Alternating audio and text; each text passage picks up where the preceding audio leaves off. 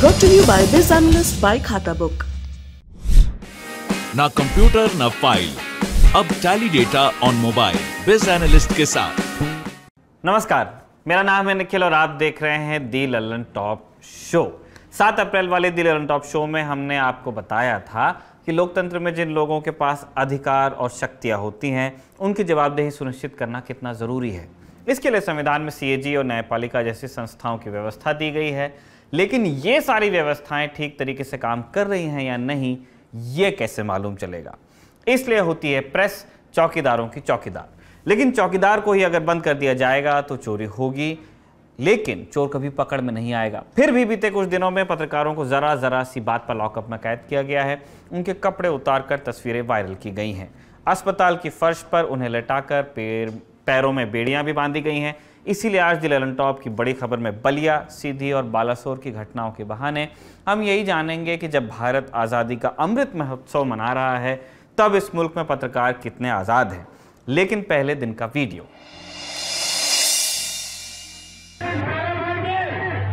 कोई एक हिंदू लड़की तुमने छेड़ी तो मैं खुलेआम तुम्हारे घर से तुम्हारी बहू बेटियों को उठा के लाके बलात्कार करूंगा। भगवा धारण किए हुए एक व्यक्ति उत्तर प्रदेश के सीतापुर में हेट स्पीच देता है। बजरंग मुनि नाम है इसका और खुद को महंत बताता है। पुलिस की मौजूदगी में पुलिस के सामने ये एक समुदाय की बहु बेटियों के रेप की बात करता है। घटना 2 अप्रैल की है। खैराबाद इलाके में बड़ी संगत के महंत बजरंग मुनि ने नव संवत्सर के मौके पर जुलूस निकाला। बजरंग मुनि कार में बैठा था और समर्थक सड़क पर चल रहे थे। वायरल वीडियो के मुताबिक जब ये जुलूस खैराबाद की मस्जिद के सामने पहुंचा तो बजरंग मुनि ने माइक लेकर अनाप शनाप बोलना शुरू कर दिया। काबिल गौर ये है कि जब ये सब कहा जा रहा था तो उत्तर प्रदेश पुलिस के जवान भी उसी जीप पर सवार थे। 6 दिन बीत जाने के बाद भी कोई कार्रवाई पुलिस की तरफ से नहीं हुई है। सोशल मीडिया पर जब ये वीडियो वायरल हुआ तो सफाई के तौर पर पुलिस ने कहा कि जांच चल रही है, उच्चाधिकारियों से पूछकर कार्रवाई करेंगे। शाम होते होते दबाव बना तो बजरंग मुनि ने भी माफी मांग ली और एक और वीडियो जारी कर दिया। देखिए। सभी माताओं बहनों से मैं क्षमा मांगते हुए कह रहा हूं, मेरा जो वीडियो वायरल हो रहा है अगर उनकी आत्मा को ठेस पहुंचा है तो उसके लिए मुझे क्षमा करें। सभी माताएं बहनें मेरे लिए पूज्य हैं। मैं संपूर्ण नारी जाति का सम्मान करता हूं। माफी मांगने से क्या बात खत्म हो जाएगी? धार्मिक भावनाओं को आहत करते हुए रेप की धमकी देना जुर्म है, मगर जब पुलिस का रवैया शिथिल हो तो ऐसे लोगों के हौसले बढ़ रहे होते हैं। गुजरात के अहमदाबाद में प्रवीण तोगड़िया के सहयोगी ने मुस्लिमों के खिलाफ घृणा की बातें की। ऐसे मामलों में कड़ी कार्रवाई ना होना सांप्रदायिकता को बढ़ावा देने जैसा है, इसीलिए पुलिस के रवैये पर सवाल उठ रहे हैं। बाकी सियासत का क्या है, सब जानते हैं किस तरह काम करती है। अब चलते हैं दिन की बड़ी खबर की तरफ। बीते दिनों ऐसे 3 बड़े मामले हमारे सामने आए जब पत्रकारों को उनका काम करने भर के लिए जेल में ठूंस दिया गया। पहले एक एक करके आपको इन मामलों के बारे में बताते हैं, फिर अपनी बात कहेंगे। पहले चलिए उत्तर प्रदेश के बलिया। 1857 की क्रांति के नायक मंगल पांडे का बागी बलिया। 30 मार्च के दी ललन टॉप शो में हमने आपको बताया था कि उत्तर प्रदेश में 12वीं कक्षा का अंग्रेजी का पर्चा लीक हो गया। इसके बाद 24 जिलों में परीक्षा को रद्द कर देना पड़ा। छात्र मायूस हुए। उसी दिन हमने आपको बताया था कि किस तरह योगी आदित्यनाथ सरकार ने इस मामले में गंभीरता दिखाने की बात कही थी, वादा किया था। यूपीएसटीएफ को मामला सौंप दिया गया था और इस लीक के जिम्मेदार लोगों पर राष्ट्रीय सुरक्षा कानून एनएसए लगाने तक की तैयारी कर ली गई थी। लेकिन ये बाद में सामने आया कि प्रशासन सख्ती कर कहां रहा था। हिंदी अखबार अमर उजाला ने मामले की खबर छापी थी। इसके बाद स्थानीय स्तर पर काफी हंगामा हुआ। बाद में मामला रिपोर्ट करने वाले पत्रकार को ही पुलिस ने गिरफ्तार किया। आरोप है कि पत्रकार को न सिर्फ घंटों थाने में रखा गया बल्कि उनके दफ्तर में भी तोड़फोड़ की गई। वहां के कर्मचारियों के साथ हाथापाई की गई। हिरासत में ले गए पत्रकार का नाम अजित ओझा था। इसके बाद सोशल मीडिया पर उनका एक वीडियो वायरल होने लगा। देखिए उन्होंने क्या कहा। आज अमर उजाला में एक खबर छपी है, अंग्रेजी के प्रश्न पत्र, इंटरमीडिएट के प्रश्न पत्र का सोशल मीडिया पे वायरल होने को लेके। इस खबर छपने के बाद सुबह हमको पहले डीआईएस फ़ोन किए, जिला विद्यालय निरीक्षक फ़ोन करके कहे कि ये खबर छापी है आप लोगों ने, इसका प्रश्न पत्र वायरल जो हो रहा है वो आपके पास है क्या? तो हमने कहा कि प्रश्न पत्र तो अमर उजाला में छपा है, उसका कोड भी है। अलबत्ता वहाँ जो उसमें प्रश्न पूछे गए हैं उसको डार्क कर दिया गया है, तो आप वहाँ से देख सकते हैं, मिलान कर सकते हैं। तो नहीं अगर प्रश्न पत्र हो तो थोड़ा हमको भेज दीजिए व्हाट्सएप पे। तो हमने एक बार उनकी बात को अनसुना कर दिया। फिर थोड़ी देर बाद वो फ़ोन किए हमको कि आप भेजे नहीं, थोड़ा भेज दीजिए। उनके ऑफिस के स्टाफ भी फ़ोन किए और कहे कि आप साहब को भेज दीजिए प्रश्न पत्र। उसके बाद डीएम साहब फ़ोन किए हमको, कहे कि अजीत यार तुमने हमको भेजा नहीं प्रश्न पत्र जो वायरल हो रहा है। हम कहे सर हम क्या जानते हैं आपके, हम समझ रहे थे कि आपको मिल गया होगा। तो कहे नहीं थोड़ा हमको व्हाट्सएप पर भेजो। डीएम साहब को भी हमने व्हाट्सएप पर भेजा। उसके बाद मैं अपनी दिनचर्या के तहत ऑफिस चला आया। ऑफिस आया तो यहाँ 12:30 बजे कोतवाल साहब गए और जाके जैसे एक अपराधी के साथ व्यवहार किया जाता है, मेरे दफ्तर में पहले तोड़फोड़ किया इन लोगों ने और उसके बाद जबरन मुझे गाड़ी में बिठा के कोतवाली लाए। कहे कि आप कोतवाली चलिए। हमने क्या कारण है, एफआईआर हुआ है, मुकदमा हुआ है, क्या मामला क्या है? तो नहीं आप चलिए, आपसे पूछताछ करनी। हमने जो पूछना है यही पूछ लीजिए, हम आपको कोऑपरेट कर दे रहे हैं। जो बात हमने डीएम साहब को बताई है वो आपको भी बता देंगे। तो नहीं आप कोतवाली चलिए। हम नहीं आ रहे थे तो हमारे सहयोगियों के साथ भी हाथापाई किया और धक्का मुक्की देते हुए मुझे यहाँ कोतवाली लाए और यहाँ ला के न कोई पूछताछ न कुछ, जबरन बैठा के रखे हैं। कितने घंटे से बैठा है? कोतवाल करीब हमको 3 घंटे से यहाँ बैठाया गया है। कोतवाल, बलिया कोतवाल। इससे पहले भी कोई पेपर लीक हुई थी? पहले प्रश्न पत्र मांगा, फिर कोतवाल उठाकर लेके चले गए। पुलिस ने अपने बचाव में लेकिन कहा है कि अजित ओझा बलिया के हरिपुर जिगनी में उच्च माध्यमिक विद्यालय में सहायक शिक्षक के तौर पर तैनात हैं और साथ में संवाददाता भी हैं। अजित के खिलाफ शिकायत मिली थी जिसके बाद उन्हें गिरफ्तार किया गया। अगले कुछ घंटों में कुल 34 लोगों को बलिया पर्चा लीक मामले में गिरफ्तार किया गया, जिनमें 3 तो पत्रकार ही थे। पहले अजित ओझा अमर उजाला के लिए काम करते हैं, दिग्विजय सिंह ये भी अमर उजाला के लिए काम करते हैं, मनोज गुप्ता राष्ट्रीय सहारा के लिए काम करते हैं। तीनों को लेकर पुलिस का दावा एक ही था कि ये पर्चा लीक के काम में शामिल थे और तीनों पत्रकारों का जवाब भी यही था कि उन्हें सिर्फ और सिर्फ उनकी रिपोर्टिंग के चलते प्रताड़ित किया जा रहा है। ध्यान देने वाली बात यह है कि बलिया में सिर्फ अंग्रेजी का पर्चा लीक नहीं हुआ था। एक दिन पहले बलिया में ही 10वीं का संस्कृत का पर्चा भी लीक हुआ था, जिसे अमर उजाला ने ही रिपोर्ट किया था। पत्रकारों का कहना है कि पुलिस लगातार पूछ रही है कि उन्हें प्रश्न पत्र मिला कहां से, लेकिन वो अपने सोर्स को सार्वजनिक नहीं कर सकते। अगर पुलिस को मालूम करना ही है कि पर्चा लीक में कौन कौन शामिल हुआ था और ये काम कैसे हुआ, तो उसे अपने स्तर पर जांच करनी चाहिए। अब तक तीनों पत्रकार रिहा नहीं हुए हैं। हमने अमर उजाला की कुछ खबरों को टटोला है। अखबार अब भी लगातार पर्चा लीक कांड को कवर कर रहा है। 4 अप्रैल को अखबार ने एक रिपोर्ट छापी। इसमें अखबार ने 22 मार्च को जारी उत्तर प्रदेश सरकार की विज्ञप्ति के बारे में बताया है। अखबार अपनी खबर में लिखता है, अपर मुख्य सचिव माध्यमिक शिक्षा विभाग की ओर से जारी सूचना के मुताबिक परीक्षा खत्म होने से पहले प्रश्न पत्र या हल कॉपी को किसी माध्यम से प्रसारित करना उत्तर प्रदेश सार्वजनिक परीक्षा अनुचित साधनों का निवारण अधिनियम 1998 की धारा 4/10 के तहत दंडनीय अपराध है। लेकिन ऐसे कृत्य की सूचना जनहित में अपर मुख्य सचिव, डीएम, एसपी, जिला विद्यालय निरीक्षक समेत अन्य अफसरों को देने पर यह धारा लागू नहीं होती है। बावजूद इसके अखबार के पत्रकार गिरफ्तार हुए हैं। अखबार ने आगे बलिया में हर साल होने वाली नकल और पर्चा लीक के बारे में बताया है। इसी खबर में 6 अप्रैल इस दिन अमर उजाला ने एक और रिपोर्ट छापी, जिसके मुताबिक उत्तर प्रदेश बोर्ड की परीक्षा से 2 दिन पहले ही नकल माफिया ने डुप्लीकेट कॉपीज बेचना शुरू कर दिया था। यह खबर 23 मार्च को छपी भी, लेकिन परीक्षा की तारीख से पहले कार्रवाई नहीं हुई। इस रिपोर्ट में अखबार ने बताया है कि किस प्रकार बेलथरा रोड के मां लचिया मूरत उमा यादव उच्च माध्यमिक विद्यालय में अंग्रेजी के प्रश्न पत्र के पैकेट से छेड़छाड़ के सबूत मिले थे। 8 अप्रैल को अमर उजाला ने फिर एक खबर छापी। अखबार के मुताबिक पर्चा लीक के संबंध में औराई खुर्द के जिस स्कूल का नाम सामने आ रहा है, वहां 2019 में भी लिखी हुई कॉपियां पकड़ी गई थी और प्रशासन ने बाकायदा कार्रवाई की थी। फिर भी नकल के लिए बदनाम स्कूल को 2022 में परीक्षा केंद्र बना दिया गया। हालिया अपडेट यह है कि बलिया में वकीलों का धरना प्रदर्शन चल रहा है, इसीलिए अदालती कार्रवाई में अड़चन आ रही है और तीनों पत्रकार अब भी जेल में ही हैं। पत्रकार थाली बजाकर विरोध प्रदर्शन कर रहे हैं और विपक्षी नेता जैसे अजय कुमार लल्लू इन प्रदर्शनों में शामिल भी हो रहे हैं। जिला प्रशासन और बलिया पुलिस का कहना है कि जांच चल रही है, जैसे जैसे तथ्य सामने आते जाएंगे बात साफ हो जाएगी। लेकिन किसी को भी नियम विरुद्ध जेल में नहीं रखा गया। ये प्रशासन का पक्ष हमने आपको बता दिया। संयोग की बात है कि आज जब हम बलिया की इस घटना के बारे में बात कर रहे हैं, क्रांतिवीर मंगल पांडे का बलिदान दिवस भी है। आज के दिन बैरकपुर में मंगल पांडे को बगावत के आरोप में फांसी पर चढ़ा दिया गया था। बैरकपुर छावनी में आज भी उनकी समाधि स्थित है। मंगल पांडे के जीवन में कुछ उसूल थे, उन्होंने अपने जीवन से भी ज्यादा मान दिया इन उसूलों को। उसूल तोड़ने को कहा गया उनसे तो बागी हो गए और मरते दम तक बागी ही रहे। आज अगर मंगल पांडे होते तो क्या बलिया उनसे आंखें मिला पाता? अगर वो पूछते कि इन पत्रकारों ने ऐसा क्या किया था कि इन्हें जेल में डाल दिया गया, तो क्या बलिया के पास जवाब होता? ये सोचने वाली बात है।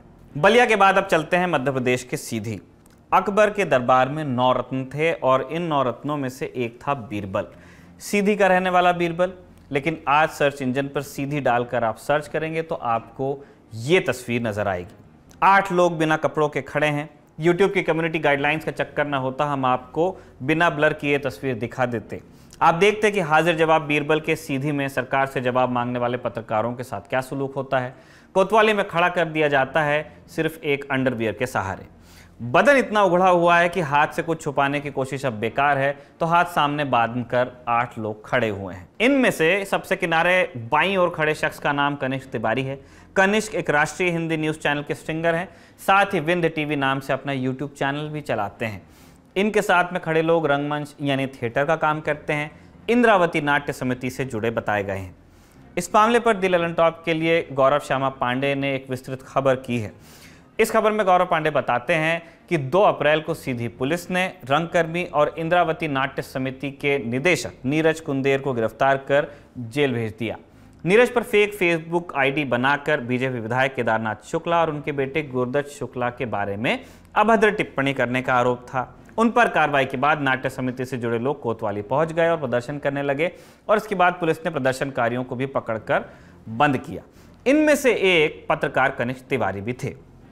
आरोप यह है कि इन सब के साथ मारपीट की गई और कपड़े उतरवाकर तस्वीरें ली गई। कनिष्क का कहना है कि थाने में उन्हें धमकाया गया कि अगर विधायक और पुलिस के खिलाफ खबर चलाओगे तो पूरे शहर में चड्डी पहनकर जुलूस निकलवाया जाएगा। ये उन्होंने बाइट दी है।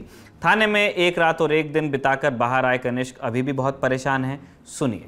और जमीनी मुद्दों को जब मैंने उठाया है तो कहीं न कहीं विधायक का नाम आया है, स्थानीय प्रशासन का नाम आया है, पुलिस प्रशासन का नाम आया है। मैंने पुलिस की और स्थानीय विधायक की बातों को उठाया है, जिसकी बदौलत मेरे साथ जब पुलिस ने मुझे खींचा और जबरन धरना प्रदर्शन जो कर रहे थे लोग, उनके साथ मुझे भी शामिल कर लिया गया।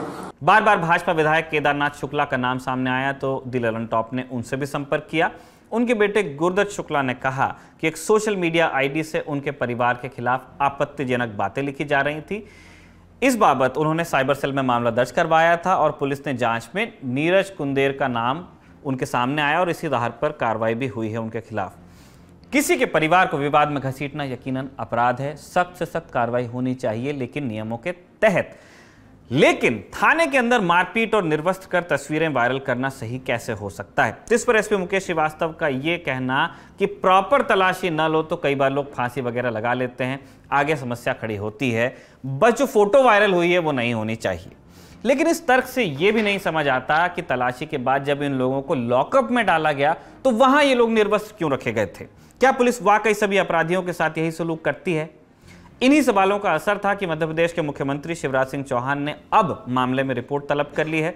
सीधी एसपी मुकेश श्रीवास्तव ने थाना स्टाफ पर कार्रवाई का ब्यौरा भी अब दे दिया है। सुनिए। फोटोज वायरल हुए हैं जिसमें पाया गया कि इनको लॉकअप में रखने के पूर्व के फोटो और जो है वो भी टीआई के कक्ष के जो बाहर आए हैं वो अशोभनीय है, असम्मानजनक है। इस पर मैंने कड़ी संज्ञान लिया है और टीआई कोतवाली और एसएचओ मिलिया जो उस समय घटना पर उपस्थित थे, इनकी लापरवाही पाए जाने पर मैंने इनको निलंबित करके लाइन अटैच किया है और इसमें एडिशनल एसपी साहब इसकी जांच कर रहे थे। लेकिन अभी मेरे पास जानकारी है कि पुलिस मुख्यालय के द्वारा इसमें SSP radio Amit Singh IPS इसकी जांच करेंगे, तो अभी वो प्रक्रियाधीन है। मध्य प्रदेश के सीधी से अब चलते हैं ओडिशा के बालासोर। वही बालासोर जहां भारत की सारी मिसाइल्स की टेस्टिंग होती है। ये तस्वीर देखिए, एक शख्स जमीन पर है, बायां पैर एक सांकल से बांधा गया है। देखकर लगता है मानो कोई दुर्दांत अपराधी होगा, पुलिस के हत्थे चढ़ गया, जो कि 30 बार जेल तोड़ चुका होगा और इसीलिए जब उसे अस्पताल ले जाया गया तो बांध कर रखना पड़ा कि कहीं फिर से नहीं भाग जाए। लेकिन सच है इसकी ठीक उलट। अस्पताल में सांकल से बंधे इस शख्स का नाम है लोकनाथ दलेई। दलेई एक पत्रकार हैं और उड़िया अखबार, संवाद और टीवी चैनल कनक न्यूज से जुड़े हुए हैं। बालासोर जिले में पुलिस ने 6 अप्रैल को दलेई को गिरफ्तार किया। गिरफ्तारी के दौरान ही दलेई की तबीयत खराब हुई, जिसके बाद पुलिस उन्हें अस्पताल ले गई। दलेई को 7 अप्रैल की सुबह होश आया और तब उन्होंने खुद को अस्पताल की फर्श पर पड़े पाया और देखा कि एक पैर सांकल से बंधा है। सुबह 11:30 बजे जाकर यह सांकल खोली गई। दलेई का दावा है कि स्थानीय थाने में दरोगा इंस्पेक्टर द्रौपदी दास उन्हें पसंद नहीं करते, कारण दलेई ब्राउन शुगर की स्मगलिंग पर खबरें छापते हैं। हिंदुस्तान टाइम्स पर छपी देवव्रत मोहंती की रिपोर्ट के मुताबिक 4 अप्रैल को एक होमगार्ड के दोपहिया ने दलेई के दोपहिया को टक्कर मार दी। इसके बाद दलेई ने होमगार्ड का हेलमेट छीन लिया, क्योंकि वो अपने नुकसान की भरपाई चाहते थे, लेकिन हेलमेट बाद में वापस भी कर दिया गया। जब 6 अप्रैल को पुलिस दलेई को पकड़ने आई तो उन्हें यही बताया गया कि उनके खिलाफ असॉल्ट का एक मामला दर्ज है। इस हिसाब से ये मामला आपसी विवाद का लग सकता है, लेकिन फिर भी ये समझ नहीं आता कि दलेई के पैरों में सांकल क्यों बांधनी पड़ी। आज ओडिशा के पत्रकारों ने काली पट्टी बांधकर धरना दिया है। अब पुलिस के आला अधिकारियों ने एक हवलदार को निलंबित किया है और आईजी नरसिंह भोल ने कहा है कि जांच के बाद और पुलिस कर्मियों पर भी कार्रवाई की जा सकती है। ये 3 उदाहरण बताते हैं कि जब वर्ल्ड प्रेस फ्रीडम इंडेक्स की रैंकिंग आती है तब भारत को 142वां नंबर क्यों मिलता है। बीते साल भी हम इसी नंबर पे थे, उससे पहले जाएंगे तो 140वें नंबर पे थे, मतलब वहां से गिरे ही हैं।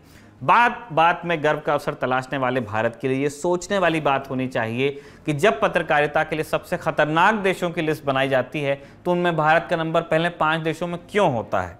क्या हम आंखें मूंद कर हर बात को मान लेने वाले देश हैं, या फिर हमारे यहाँ पत्रकारों को सरकार के दावों के स्वतंत्र सत्यापन की आज़ादी है? जवाब आपको सोचना चाहिए। अब बड़ी खबर के दूसरे हिस्से पर चलते हैं। रिजर्व बैंक ऑफ इंडिया यानी कि आरबीआई की हर 2 महीने पर एक बैठक होती है। जानकार उसको एमपीसी की बैठक कहते हैं, मॉनेटरी पॉलिसी कमेटी। बैठक के बाद खबर आती है कि आरबीआई ने ब्याज दर घटाई, बढ़ाई या कोई बदलाव नहीं किया। उसी के साथ नत्थी होकर कुछ और खबरें भी आती हैं, मसलन जीडीपी ग्रोथ बढ़ेगी या घटेगी, महंगाई दर बढ़ेगी या घटेगी। आज की बैठक के बाद भी यही खबरें आई। क्या हुआ है, आज क्या क्या बदला, बताएंगे, मगर खबर बताने से पहले जरा इस प्रक्रिया को आसान भाषा में आपको समझना चाहिए। वो क्या है कि आर्थिक मामलों में उलझन थोड़ी होती है, भारी भरकम टर्म्स यूज किए जाते हैं, कई बार वो बाउंसर की तरह आते हैं जिस पर आदमी आउट होता है। तो बाउंसर पर अपरकट लगाते हुए सबसे पहले जान लीजिए एमपीसी क्या है। एमपीसी माने मॉनेटरी पॉलिसी कमेटी। ये टर्म 6 साल पहले इजाद हुआ। पहले आरबीआई अकेले सब कुछ तय करता था। 2016 में भारत सरकार ने आरबीआई के बीच एक समझौता किया, दोनों पार्टीज ने। समझौते के तहत एमपीसी बनी, जिसमें 3 सदस्य आरबीआई के, गवर्नर, डिप्टी गवर्नर और मौद्रिक नीति से जुड़े अधिकारी, और 3 सदस्य सरकार के चयनित विशेषज्ञ। सब मिलकर फैसला लेते हैं और वोटिंग होती है। जब मामला टाई हो जाता है तो अंतिम फैसला आरबीआई के गवर्नर करते हैं। यहां तक आपको समझ में आ गया होगा कि काम कैसे होता है। अब समझिए कि काम हुआ क्या है। आरबीआई की बैठक में देश की अर्थव्यवस्था की दिशा को देखते हुए मौद्रिक नीति तय की जाती है। अब आप कहेंगे कि मौद्रिक नीति क्या वाला है। आसान भाषा में ये समझिए कि मौद्रिक नीति का मतलब बाजार में मुद्रा को कंट्रोल करने का जरिया है। मुद्रा तो आप समझते ही हैं, बाजार में वित्तीय व्यवस्था में जितनी ज़्यादा मुद्रा होगी, माने पैसा जितना ज़्यादा होगा उतनी डिमांड बढ़ेगी। डिमांड बढ़ेगी तो महंगाई बढ़ेगी। बस यहीं पर है मौद्रिक नीति का पेंच। महंगाई को कंट्रोल करने के लिए केंद्रीय बैंक मौद्रिक नीति तय करता है। कभी ब्याज दर बढ़ाकर महंगाई कंट्रोल की जाती है। इस प्रक्रिया को नकदी समेटना कहा जाता है। इसी तरह कभी कभी ब्याज दर घटाई भी जाती है ताकि लोग ज्यादा लोन ले सकें। ऐसी स्थिति में मार्केट में पैसा ज्यादा पंप होता है। एक सबसे अहम पॉइंट और है, मार्केट में जब पैसा ज्यादा होता है तो 2 परिस्थितियां बनती हैं। पहली ये कि डिमांड बढ़ने पर खरीदार ज्यादा हो जाते हैं और माल की सप्लाई कम होती है, जैसे कुछ अभी हो रहा है। दूसरा पहलू यह है कि जब मार्केट में पैसा ज्यादा आता है तो डिमांड ज्यादा होगी।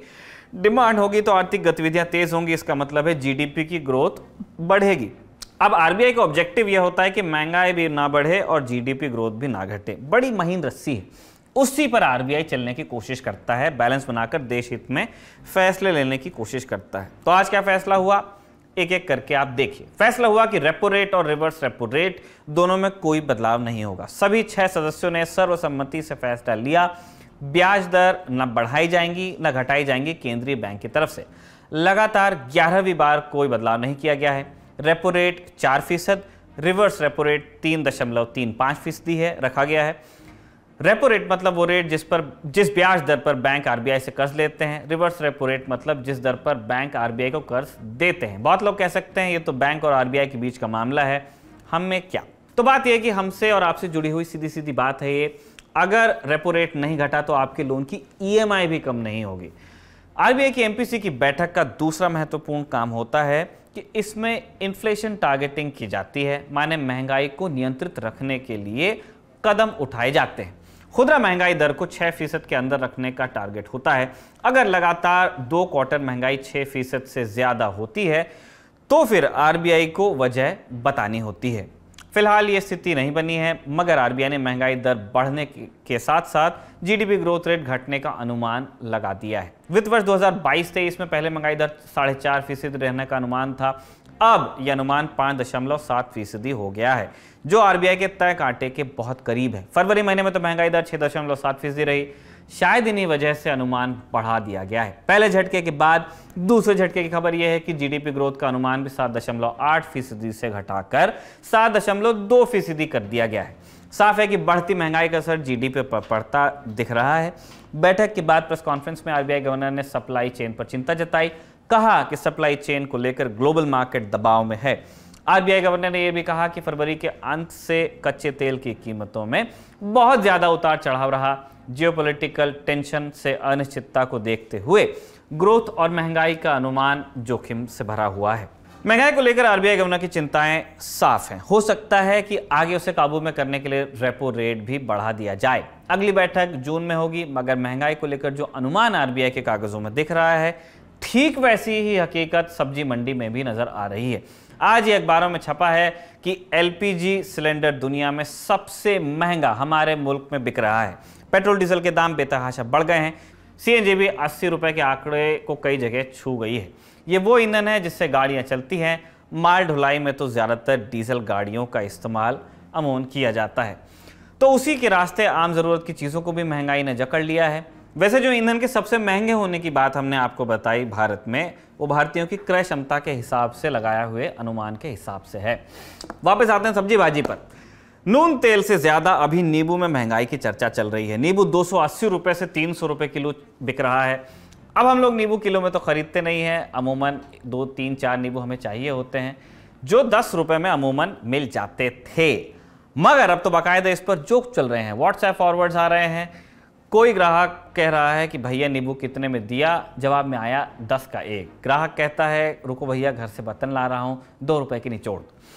कई मौज में ये भी कह रहे हैं कि निबोड़ा निबोड़ा गाने पर भी अब पैसे देने पड़ सकते हैं। ऐसे जोक इसीलिए चल रहे हैं क्योंकि वाकई नींबू 10 रुपए में 1 मिल रहा है। चुरमुरे वाले ने नींबू निचोड़ना बंद कर दिया है, गन्ने के जूस वाला पुदीने से काम चला रहा है। शिकंजी का शौक अब महंगा हो गया है, शौकीन लोगों का शौक हो गया है। वैसे एक काम अच्छा हुआ है, महंगाई ने एक चोट अंधविश्वास पर भी लगा दी है। टोना टोटका और नजर उतारने वाले नींबू मिर्ची की जोड़ी को खुद ही महंगाई की नजर लग गई है। हमारे इंस्टा वाले साथी प्रशांत की कलाकारी शायद आपने देख ही ली होगी अब तक। नींबू की महंगाई की 2 वजह हैं। पहली ये कि डिमांड बहुत ज्यादा है और सप्लाई कम, और दूसरी ये कि डीजल के दाम बढ़ जाने की वजह से नींबू आपकी जेब निचोड़ने लगा। बाकी सब्जियों का भी यही हाल है। बाजार में 500 रुपए का नोट लेकर निकलिए, कब खत्म हो जाएगा पता नहीं चलेगा। झोले भर सब्जी तक आपको नहीं मिलेगी। महंगाई को विपक्ष ने भी अब मुद्दा बना लिया है। आए दिन छोटे छोटे प्रदर्शन हो रहे हैं। अखिलेश यादव ने तंजिया ट्वीट कर लिखा कि भाजपाइयों ने महंगाई का कीर्तिमान बना दिया है। एलपीजी दुनिया भर में सबसे महंगी, वो पेट्रोल ने तीसरा सबसे महंगे बिकने का रिकॉर्ड बनाया। भाजपा इस नसीब वाली उपलब्धि के होर्डिंग कब लगा रही है। कांग्रेस नेता राहुल गांधी ने आज महंगाई को केंद्र में रखकर सरकार को निशाने पर लिया। आप हिंदुस्तान की जो आर्थिक सिचुएशन है, रोजगार की सिचुएशन है, उसको आप अभी इमेजिन ही नहीं कर सकते। जो आने वाला है वो आपने अपनी पूरी जिंदगी में नहीं देखा है, क्योंकि इस देश का जो रोजगार का स्ट्रक्चर है, जो रीढ़ की हड्डी है, वो टूट गई है। विपक्ष के आरोपों से इतर महंगाई एक बड़ा मुद्दा तो है ही, जो आम जनमानस को प्रभावित करता है। महंगाई समर्थक ये देश में एक नई श्रेणी है। वो हर चीज की महंगाई की वजह यूक्रेन और रूस के युद्ध को बताते हैं। कभी कभी ये भी कहते हैं कि श्रीलंका चले जाओ। अंतर्राष्ट्रीय उथल पुथल कुछ हद तक वजह है, मगर हर चीज का महंगाई के पीछे सिर्फ युद्ध ही कारण नहीं है। वो भी तब जब अंतर्राष्ट्रीय बाजार में कच्चे तेल की कीमतें लगातार घटती जा रही हैं और उसके ठीक उलट यहाँ पेट्रोल के दाम लगातार बढ़ते जा रहे हैं। चलते आपको कू की राय भी बता देते हैं। आज हमने पूछा था कि क्या धर्मस्थलों के बाहर भड़काऊ भाषण देने का चलन बढ़ता जा रहा है। हाँ में जवाब दिया है 89% लोगों ने और ना में जवाब दिया है 11% लोगों ने। आप भी अगर कूपर हमारे पोल्स का हिस्सा बनना ही चाहते हैं तो कूपर दी ललन टॉप को फॉलो कर सकते हैं। हम कूपर आपसे अलग अलग मुद्दों पर आपकी राय मांगते रहेंगे। अपनी राय आप हमें कमेंट बॉक्स या #LTShowOnCoo के साथ आप कू करके बताइए। हम उसे भी दी ललन टॉप शो में शामिल करने की कोशिश करेंगे। जाते जाते एक ऐलान और है, इंडिया टुडे हैप्पीनेस फेस्ट आने वाला है। जिन लोगों को आप ललन टॉप पे देखते हैं, अगर उनसे मिलना भी चाहते हैं, बात करना चाहते हैं, तो आपके लिए खुशखबरी है। शनिवार 9 अप्रैल शाम 4:30 बजे से इंडिया टुडे हैप्पीनेस फेस्टिवल और ललन टॉप अड्डा होने वाला है। जगह है सुंदर नर्सरी दिल्ली। दिल्ली वालों के लिए बता देते हैं, हुमायूं के मकबरे के बगल में पड़ता है सुंदर नर्सरी। यहाँ आपको मिलेंगे सौरभ द्विवेदी और ललन टॉप के सारे एंकर्स भी। इसके अलावा भी बहुत कुछ होगा। निज़ामी ब्रदर्स आने वाले हैं, सलोनी गौर आने वाली हैं और भी ढेर सारे लोग आने वाले हैं जिनको देखना सुनना आपको बहुत पसंद आएगा। मौके पर पहुंचिए, पूरा आनंद मिलेगा। दिन समय फिर से नोट कीजिए, शनिवार 9 अप्रैल शाम 4 बजे, सुंदर नर्सरी, नई दिल्ली। इसी के साथ खत्म होता है आज का दी ललन टॉप शो। अब आपसे मुलाकात होगी अगले हफ्ते। तब तक के लिए बने रहिए हमारे साथ, देखते रहिए दी ललन टॉप। बीत गया है महामारी का खड्डा, इसलिए अब आ गया है ललन टॉप अड्डा, मुस्कुराने की वजह। तो फिर आइए RPG India today happiness fest में, जहां पर सजेगा ललन टॉप अड्डा शनिवार 9 अप्रैल सुंदर नर्सरी दिल्ली में। और ये सुंदर नर्सरी कहां पर है?